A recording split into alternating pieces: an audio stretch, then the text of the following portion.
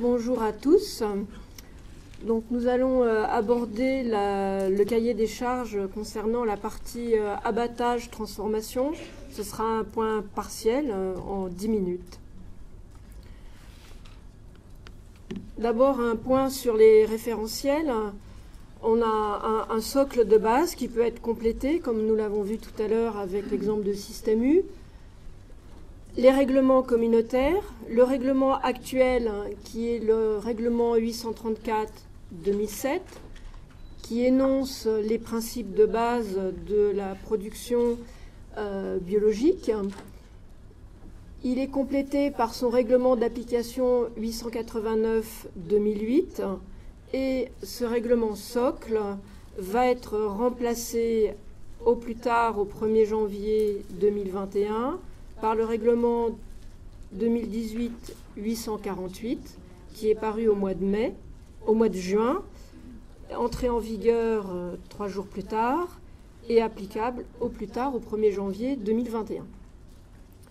On a également au niveau français 2 guides d'application de l'INAO, un guide sur les règlements en général, la dernière version date de 2018, et un guide sur la partie étiquetage de 2017.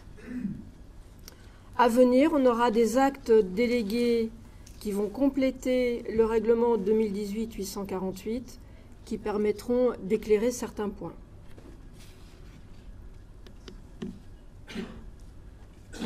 Au niveau des objectifs, le bio, c'est un système global de gestion agricole et de production alimentaire.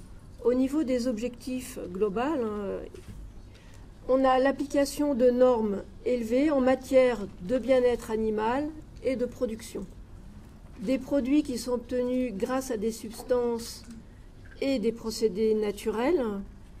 Il y aura toute la difficulté de la notion de naturel, notamment pour les procédés.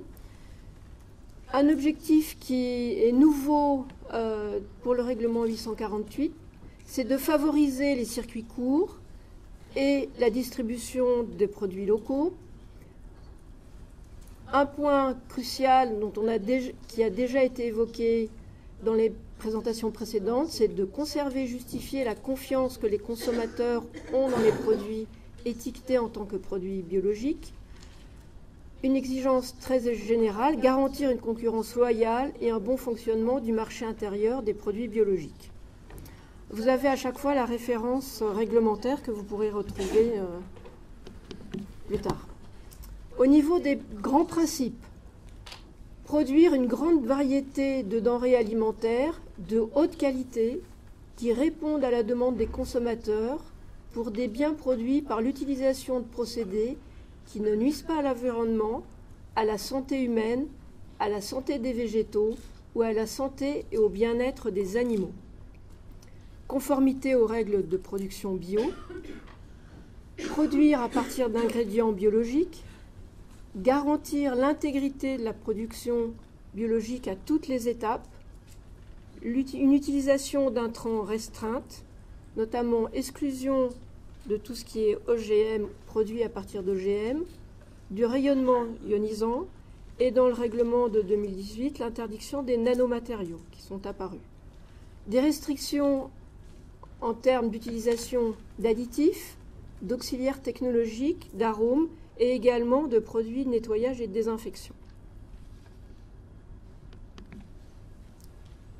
Pour l'abattage, les points particuliers dans le cahier des charges bio, une durée de transport réduite au minimum, un embarquement et un débarquement des animaux sans utilisation quelconque de stimulation électrique ou d'autres stimulations douloureuses destinées à contraindre les animaux. Toute souffrance, douleur ou détresse doit être évitée au minimum. Et on a en plus, bien sûr, les règles applicables au bio, notamment en termes d'absence de contamination entre des filières conventionnelles en conversion ou bio, avec la séparation soit dans l'espace, soit dans le temps. En termes d'abattage, on est souvent une séparation dans le temps avec les animaux bio qui passent en début de chaîne d'abattage. niveau des produits, quels sont les produits qui sont concernés?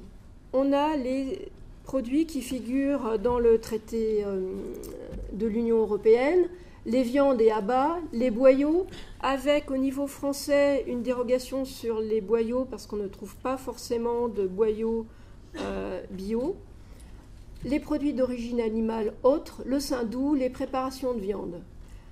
On a aussi les arômes naturels et des additifs qui sont couverts, qui peuvent être couverts par le règlement bio. Et une nouveauté dans le règlement de 2018, le sel et les autres sels destinés à l'alimentation humaine, qui sont couverts maintenant, qui pourront être certifiés biologiques.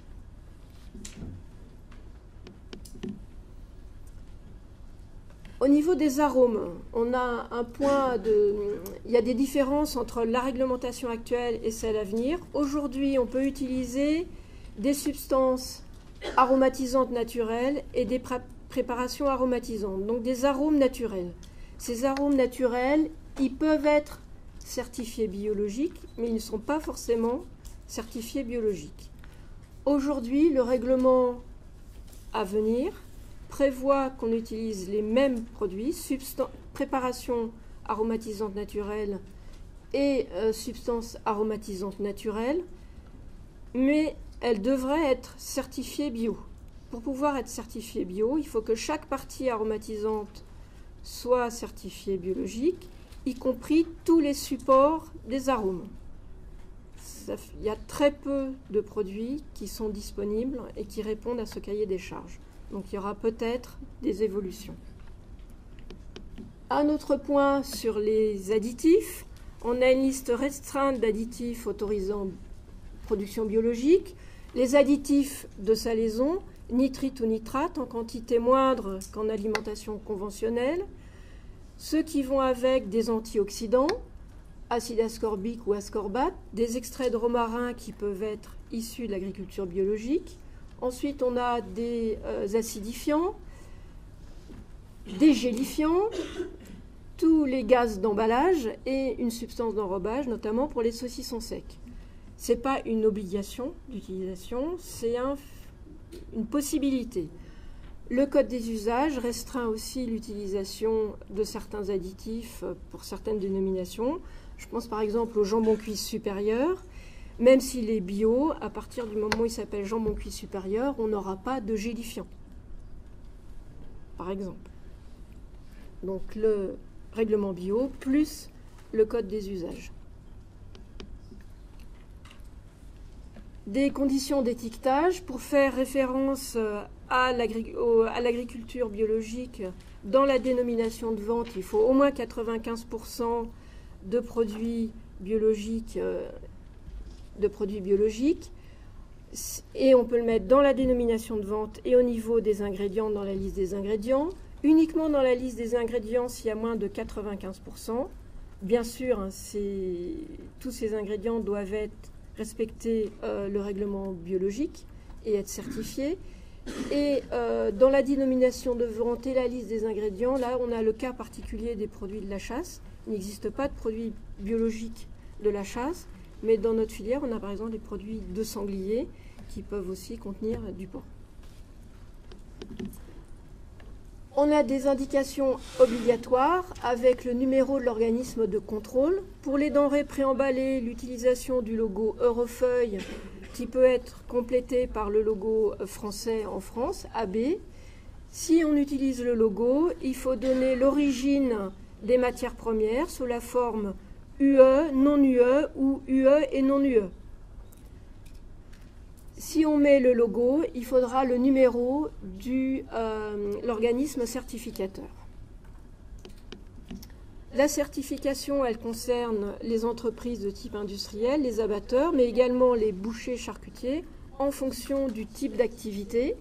S'il y a uniquement un tranchage de produits qui sont déjà emballés et étiquetés avec la certification bio, un tranchage devant le consommateur, il n'y aura besoin ni de notification auprès des autorités, ni de certification.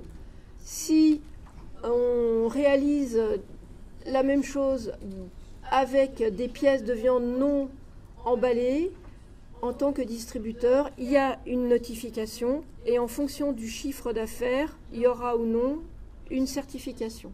Dès qu'on fait une préparation, il y a notification et certification. Je vous remercie.